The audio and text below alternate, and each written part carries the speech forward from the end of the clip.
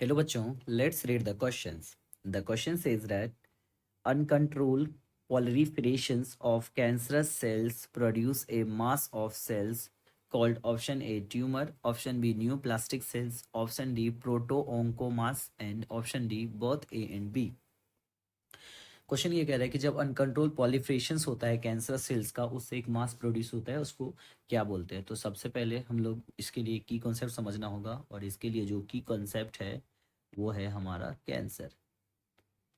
Cancer तो cancer क्या होता है? कैंसर एक uncontrol abnormal excessive mitotic division है। बोल सकते हैं uncontrol uncontrol abnormal abnormal and excessive excessive mitotic division है।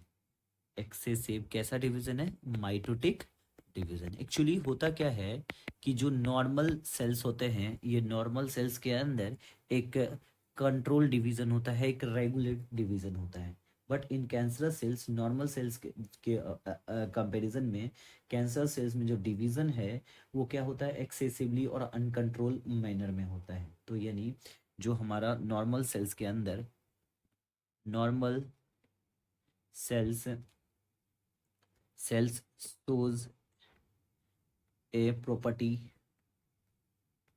नॉर्मल सेल्स के पास एक प्रॉपर्टी होता है जिसको हम लोग बोलते हैं कॉन्टैक्ट इनिबिशंस प्रॉपर्टी। और ये कॉन्टैक्ट इनिबिशंस क्या करता है? ये दूसरे सेल्स को डिवाइड होने से, अनकंट्रोल डिवीजन होने से रोकता है। But in case of cancerous cells ये प्रॉपर्टी लॉस हो जाता है। तो बोल सकते हैं जो कैंसरस सेल्स है, कैंसरस सेल या कैंसर सेल जो है वो कैसा करेगा? ये प्रॉपर्टी को खत्म कर देगा। तो cancer cells lost their lost lost his property. जो कैंसर सेल्स है वो कैसा होता है? एक इस प्रॉपर्टी को लॉस कर देता है। तो जैसे ये एक सिंपल सेल है और इस सिंपल सेल्स के अंदर इरेगुलर डिवीज़न होता रहता है। इस सिंपल सेल्स के अंदर इरेगुलर डिवीज़न होता है और ये irregular mitotic division abnormal division से क्या होता है?